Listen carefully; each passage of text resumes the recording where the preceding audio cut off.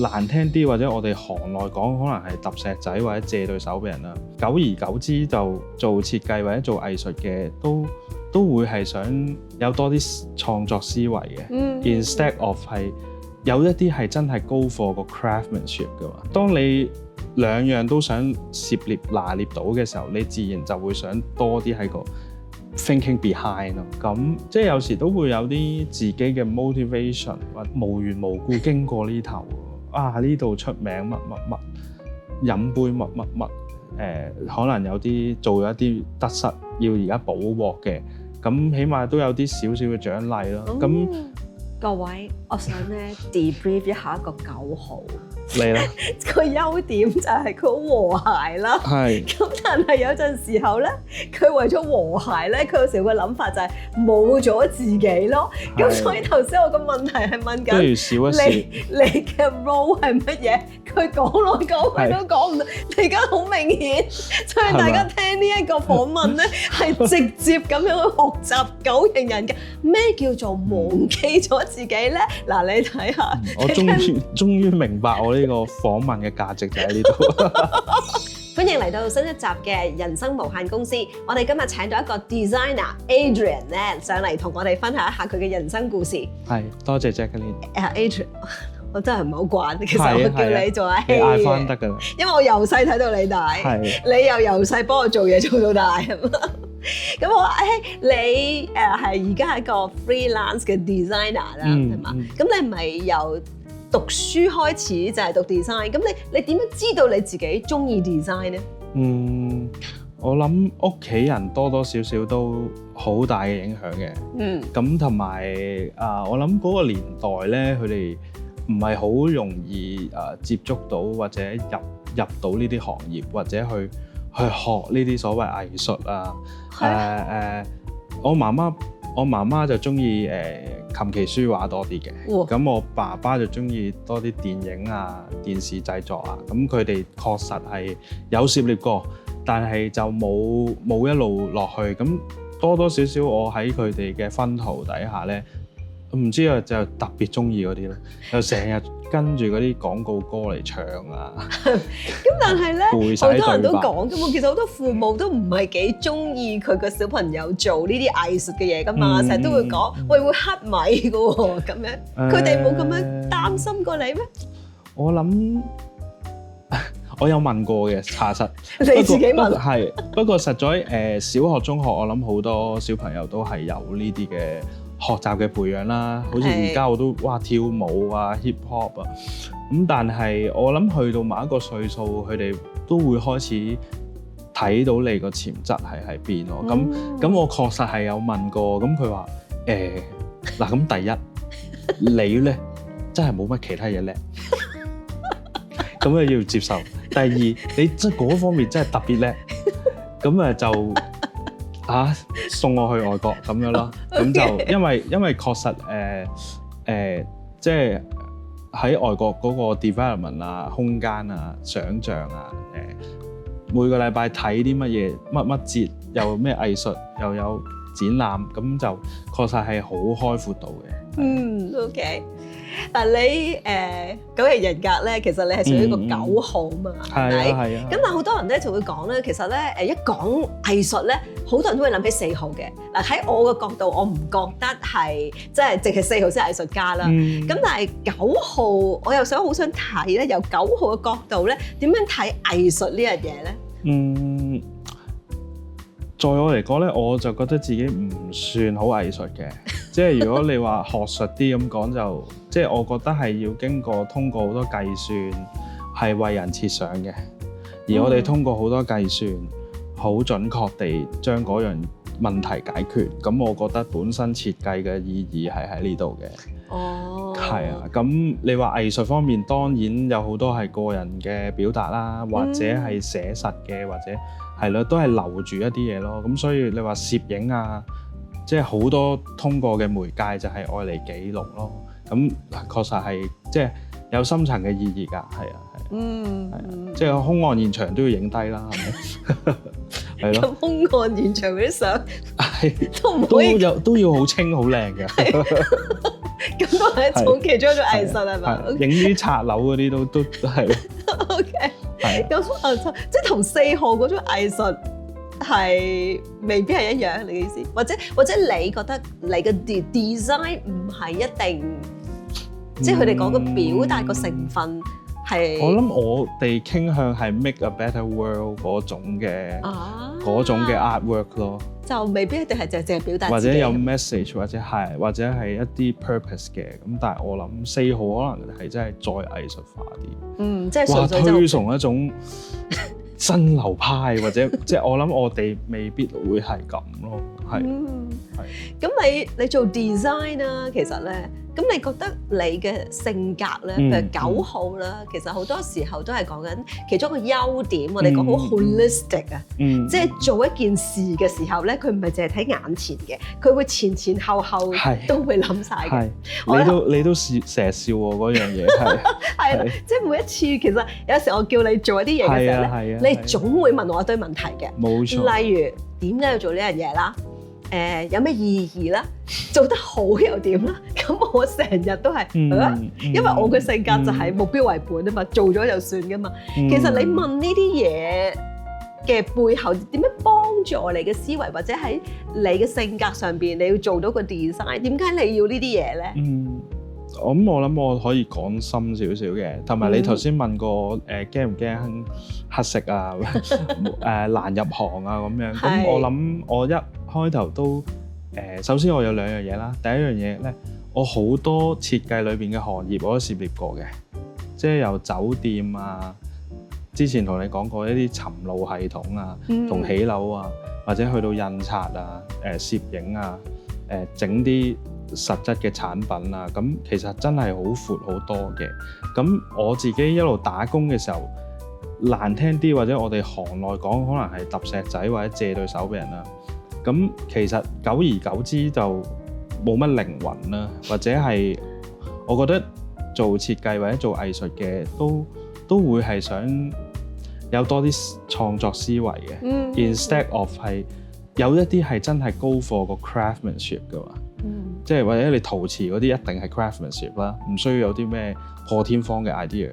咁啊，當你2樣都想涉獵拿捏到嘅時候，你自然就會想多啲喺個 thinking behind 咯。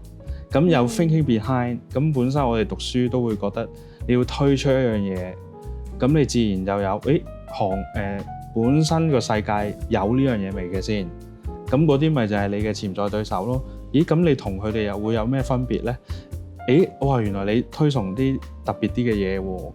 咁通常都會有啲 chart 啊，或者有啲分析啊，再做啲市場調查，係咯。即係好似我哋好中意講，即係讀書嘅時候會講 James Bond 咯。James Bond 佢有咩特別？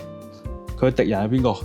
佢有咩對世界有咩貢獻？佢本身背後有啲乜嘢 support 緊佢去做呢件事？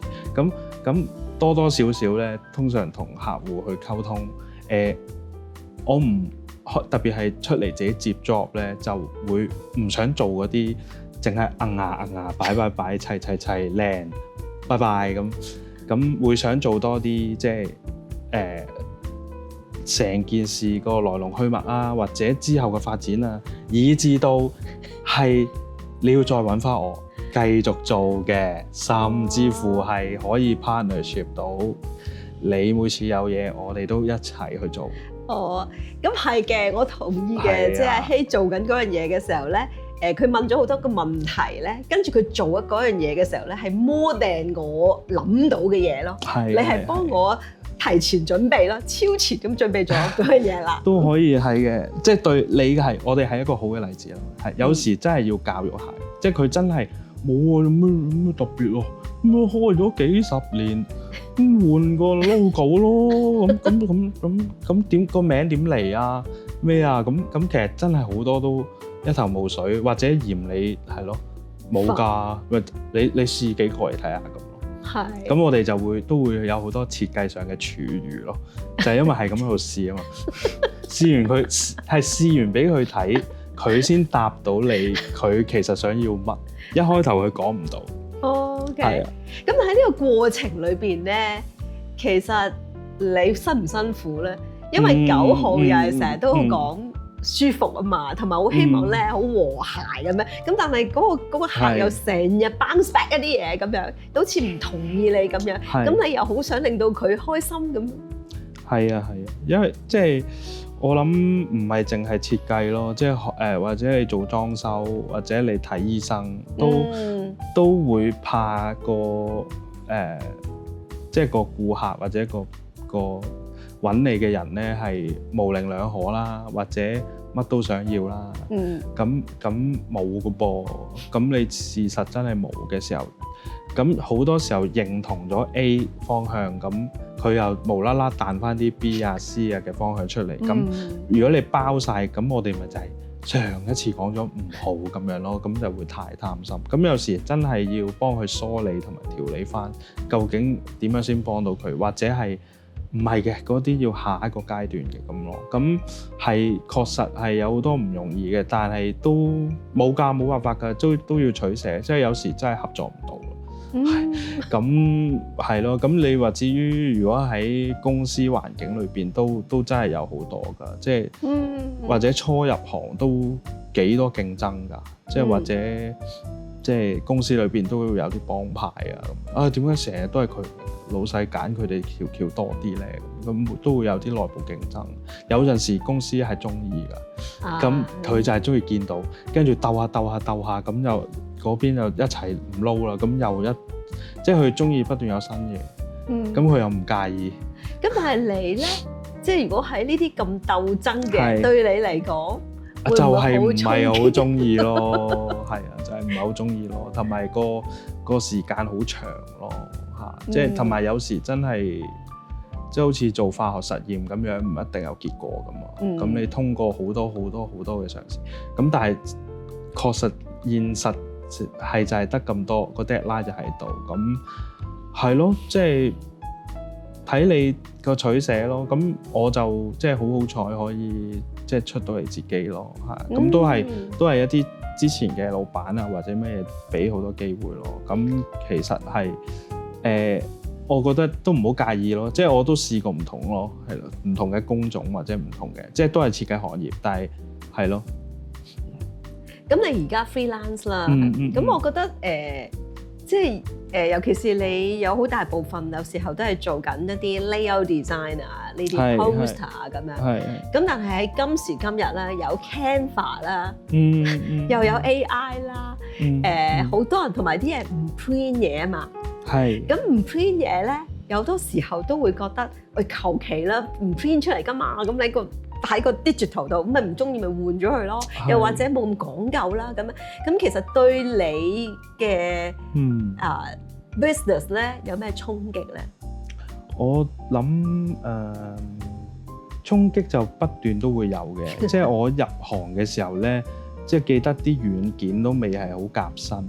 咁睇到啲老師傅點樣去排版啊、印刷啊、對色啊、出稿啊，一錯咗咧就俾人鬧到上天花板㗎啦，因為要即刻即係要用錢去做啦。咁即係科技同埋軟件嘅進步提升，佢都已經可以幫你 set up 到。咁我都係睇住呢個演變嘅。咁我嗰陣時都係細啦，咁所以而家再睇返，確實係㗎，有好多嘢學咗，可能3幾個月就已經有一樣新嘅嘢出咗嚟，咁咪一路跟住去唔好俾自己停落嚟，去夾新咯。即係你 iOS 你都要 update 啦，咁如果唔係你都會甩機啦。咁你話另外就係行業確實係會有式微，咁我都覺得好可惜嘅。確實有啲嘢係真係有個質感，拎喺手個感覺。咁但係我覺得之後只會越嚟越精品化咯。咁確實你話係咪仲需要派紙巾、派傳單？即係我都覺得有啲地方係需要有啲新嘅創意嘅。咁而家都有好多新嘅工種啦，即係有好多 social media 嘅設計嘅軟件可以幫到。係啦，即係確實係唔需要揾到一啲好 design agency 啊，或者乜嘢咁 marketing 啊，或者咩，而家都即係分類分得好細咯。咁我覺得都係 in another way 都係好好嘅，因為喺我年輕啲嘅時候，冇人知道我係做乜嘅，淨係我個仔啊畫嘢咯，個個都話畫嘢。咁我諗而家唔同嘅 category 都越嚟越出咧，咁就我覺得要更加 niche 咯，係即係要喺嗰樣嘢度做得俾一般人一揾你，原來你就係做呢樣嘢㗎。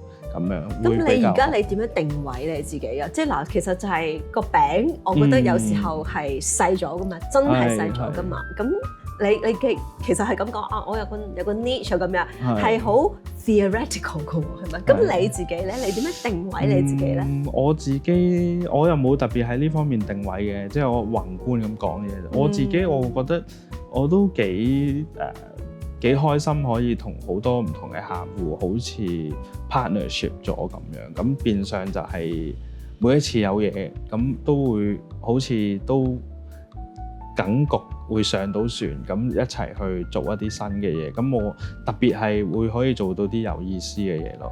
舉個例子嚟聽下。好啊，同埋我自己個心覺得而家啲嘢冇乜，我好想啲嘢 keep 住有溫度，即係而家好多嘢霎眼就過，或者一個 show 一個 campaign 整得好靚，好多花神，好多色水，咁但係唔係好記得咯，完咗就咁啊，想會有一啲俾人哋感受到有溫度有心嘅一啲，唔係淨係創作咯，即係我諗係一個服務啊，或者滿足到我哋現在香港嘅需要啊，咁我覺得而家我自己做多咗教育同埋入學校或者係正向啦，或者係九型人格，或者好多活動啊、遊戲啊，係接觸到人嘅身心靈嘅，但係其實背後都好需要設計咯，即係你都要有遊戲卡啦，你都要有PowerPoint 啦，你都要有 instruction， 即係覺得嗰啲嘢做得好細，人哋玩得好開心，係即刻噶咯。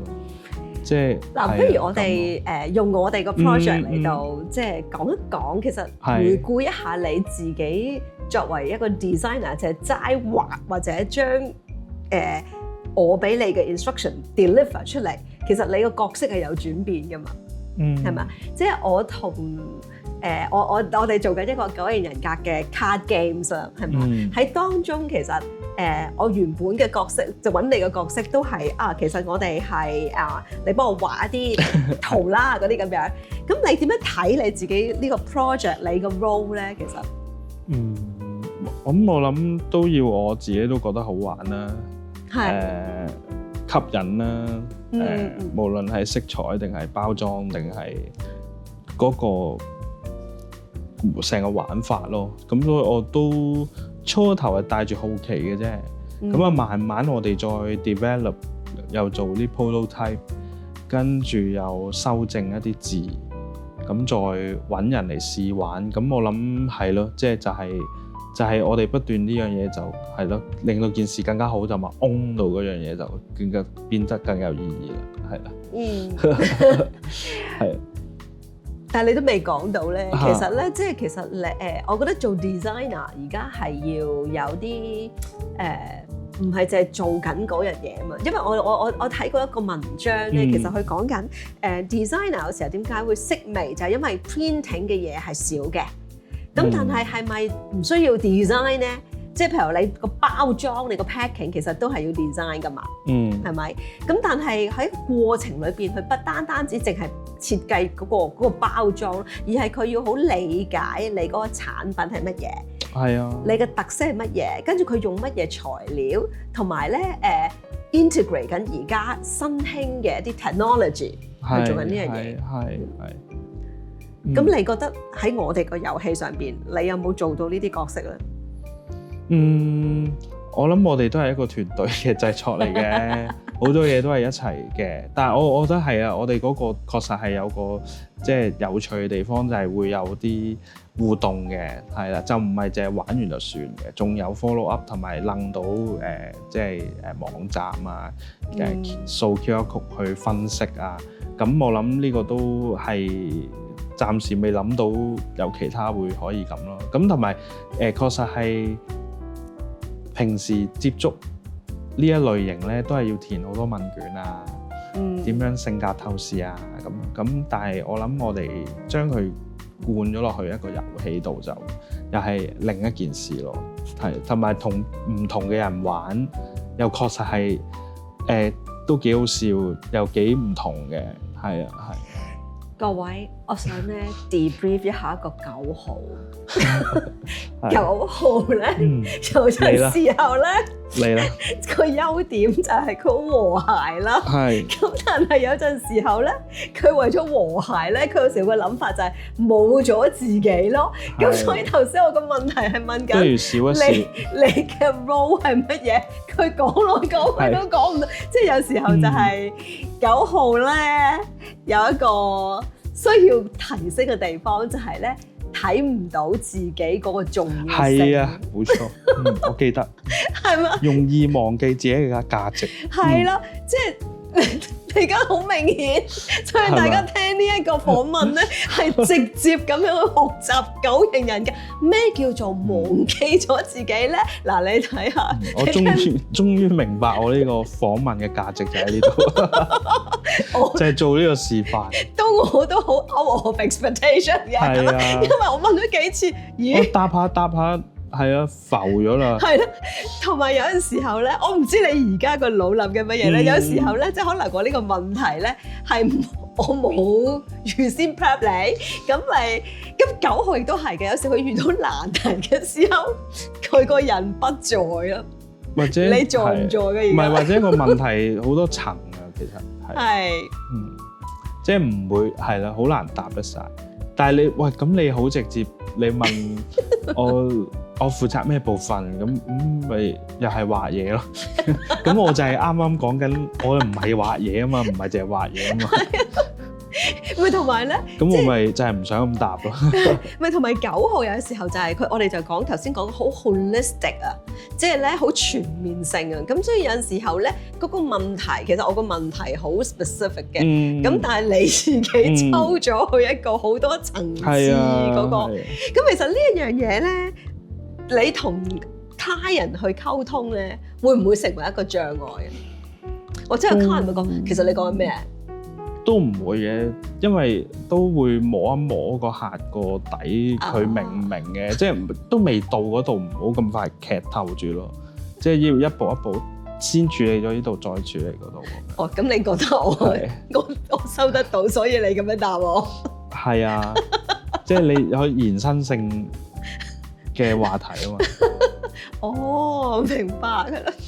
嗱，阿希，你除咗你係一個9號啦，咁我睇翻你做咗一個9型人格嘅多元情景測試啊嘛，係嘛？係。咁你個 profile 咧都9號都多嘅，咁但係咧你又會出現咗，譬如話有2號啊、7號啊呢啲咁啊。咁279咧，我哋成日都講喺9型人格裏邊有一個叫 harmonic groups 嘅，就係處理challenges 啦，或者有 conflict 嘅時候咧，咁呢一個組合咧，279呢個組合叫做 positive outlook。係嘛？咁 positive outlook 咧，健康嘅時候咧就真係好 positive 咯。遇到問題嘅時候，你會覺得即係好 challenging 嘅時候咧，你會有一個 positive 嘅角度去睇嘅。咁你睇唔睇到你自己有呢種特質啊？都一定有咯，係咯。俾一個例子我哋，或者同我哋分享下，即係當。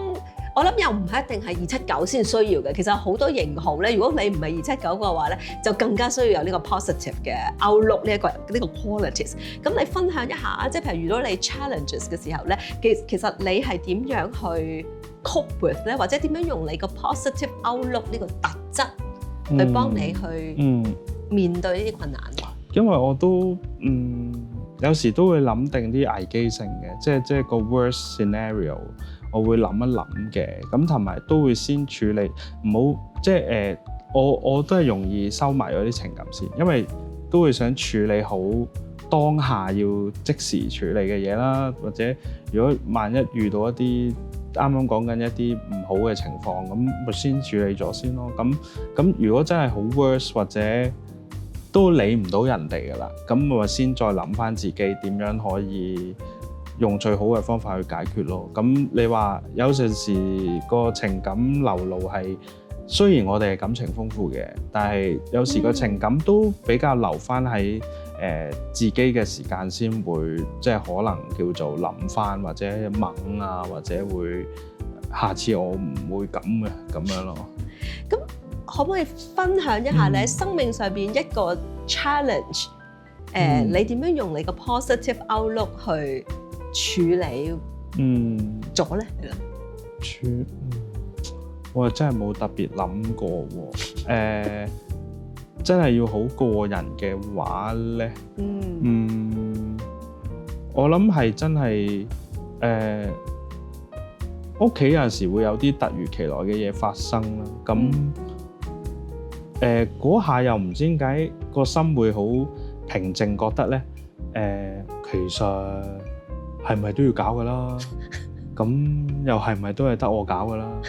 咁不如搞咗最緊要嗰啲先啦。搞咗先，跟住之後，咁你搞咗咯，咁你盡咗力啦，咁冇人會話你㗎。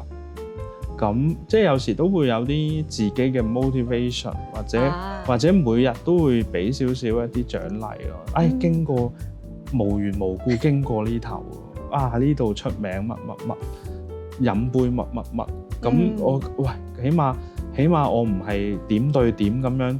就係為咗一壇嘢，或者為咗一個工作，或者為咗一啲可能有啲做咗一啲得失，要而家補鑊嘅，咁起碼都有啲少少嘅獎勵咯。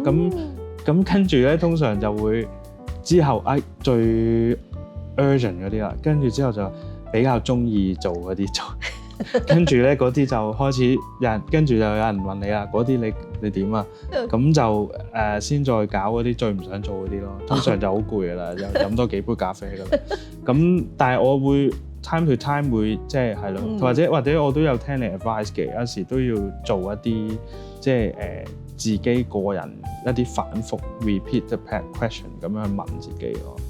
或者係咯，有時都要揾下嗰個，因為我即係好似頭先講我覺得個世界需要多啲溫度，即係無論係一個產品或者我哋去幫襯一間食肆，你 feel 到嗰度係有心做嘅，咁佢自然就會唔會執笠嘅。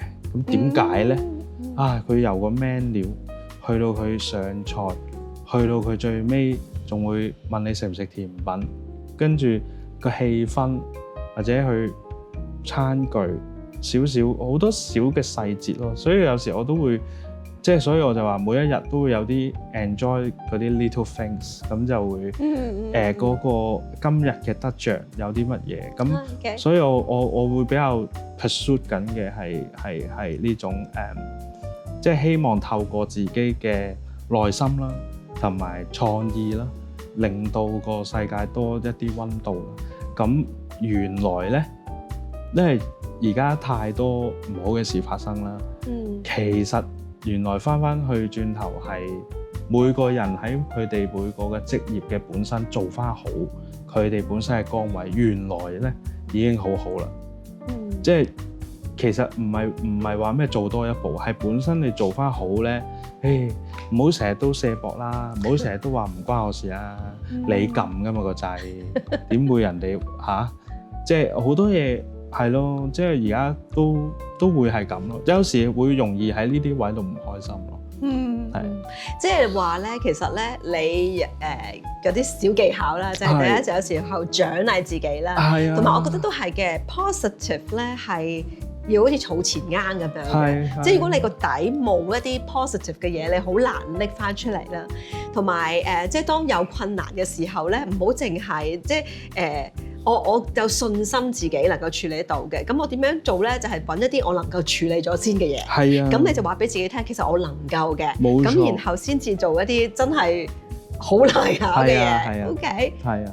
咁調翻轉頭咧，即係當positive outlook 咧低咧嘅時候咧，其實佢又可以點樣為之 positive 咧？就係我見唔到 negative， 我咪 positive 咯。係嘛？咁你有冇呢啲狀態？冚落呢個地氈底。係啦，冇錯啦，掃咗去咁樣。咁你有冇呢啲狀態嘅？都會有嘅。即係你用咩方式咧？嗱，因為279咧嗰個掃落地氈底嘅形態都唔用喎。9號咧，有個例子嘅，因為我咧就比較少洗衫嘅，咁呃滿咗袋衫，有一個位置啦，去到某個位咧，要攞落街洗啦。咁但係咧，通常開始提自己咧都唔記得嘅，擺埋跟住就會真係要洗啦，就嚟攞衣褲都唔夠，咁擺去門口界，都趕住出門口都冇做到。咁跟住去到臨界點，即係有時都會係中意掃入去，係中意見唔到，明明經過都見唔到，但係我都會有個動力去擺近啲，真係聽日啦，擺正喺個門口度啦，就係我嘅底線啦，咁咯，即係會咁樣咯。即係話你嘅能耐係真係睇唔到喎。係啊，真係睇唔到㗎，真係睇唔到㗎。哎呀，我攞嘢，哎呀，倒垃圾，咁跟住就嗰袋就又經過咗佢啦。即係如果你覺得我係個麻煩嘅人咧，其實我唔出現喺你嘅視線度喎。係㗎，可以誇張到咁㗎，或者袋咗啲電費單，明明個袋就係冇乜幾多嘢，袋咗都冇交到㗎。哇！你呢一個係刻意冇忘記，其實冇諗住，最好唔使交啦。咁但係要交，並且到啦，咁係㗎，會拖到好盡咯。但係你個拖嘅方法係刻意忘記喎，我都唔使刻意啊，你就忘記咗。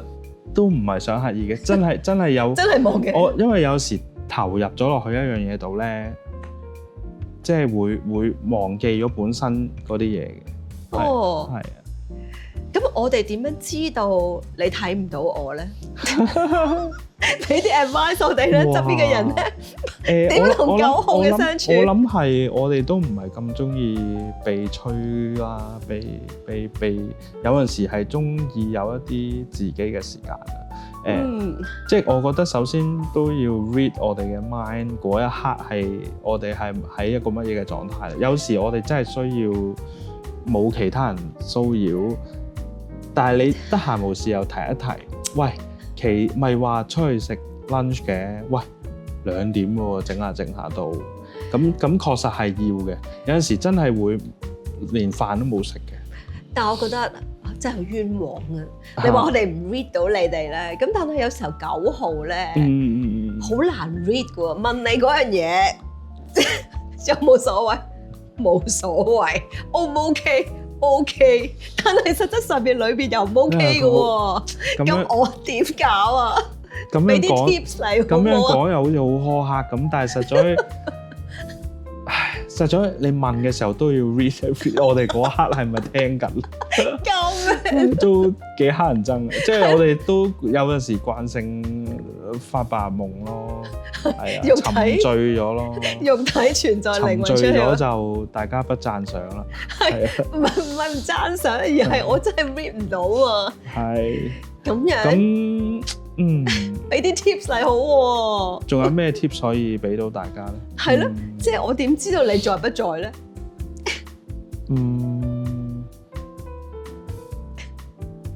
除咗要人 read， 我諗我哋唔係我諗我哋都直接嘅，即係我唔你直接唔係我諗我哋即係我要，即係我要或者我唔要或者我唔想，即係唔會想再拘泥咯。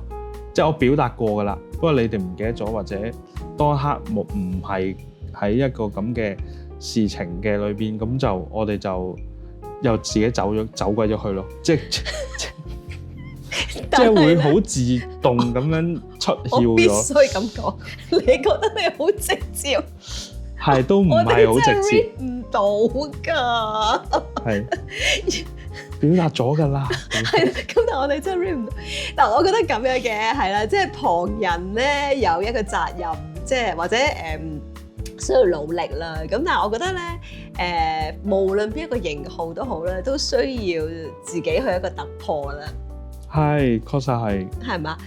你覺得有啲乜嘢可以令到你講得再直接啲，真係直接啲咧？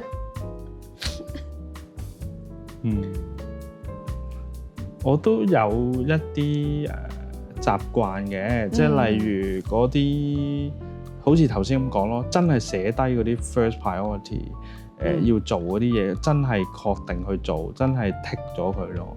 咁你話至於直接啲，我諗或者我覺得其實係對人咧，我諗對人啊，有時咧唔係好 get 到9號咧，唔係好 get 到你中唔中意嗰個人嘅。哦，因為我哋都唔想表達係啦，係中意定唔中意。怕乜嘢？想人哋留喺個感覺度，我哋係咁咯，就係我哋係中性嘅，係啦，即係我又唔係唔中意你，又唔係特別中意你，但係我都係啦，都喺度嘅，係啦。咁但係你又唔使覺得我一定會喺個 C 位度嘅，係啦。係。我諗9號咧，即係需要有時候嗰個 assertive 啲嘅 energy 啦。即係我諗你明確啲話俾人聽咧，人哋先至會覺得即係中性嘅當你。即係我唔需要特別，因為有時候咧，我自己嘅感覺啦，或者 experience 唔一定係你嘅。我同好多9號嘅相處都係嘅。即係有時候，究竟你想唔想我重視你咧？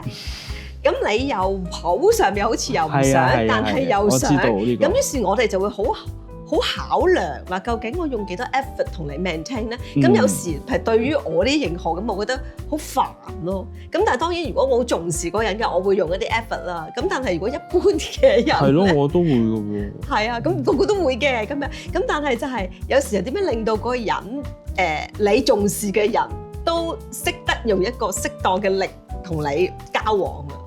哇！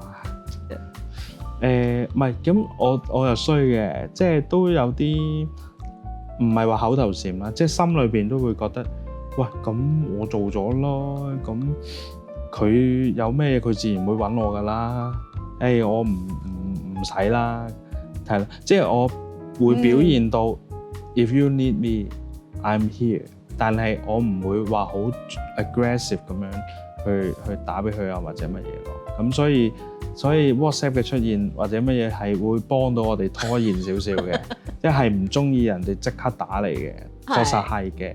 咁但係我諗都係累積咯。咁有一批朋友係唔中意咁樣嘅，我知嘅，佢講過嘅，咁我就直頭唔同佢玩，唔係直頭 send 埋去邊度食飯嘅地址，幾多點 book 埋啦。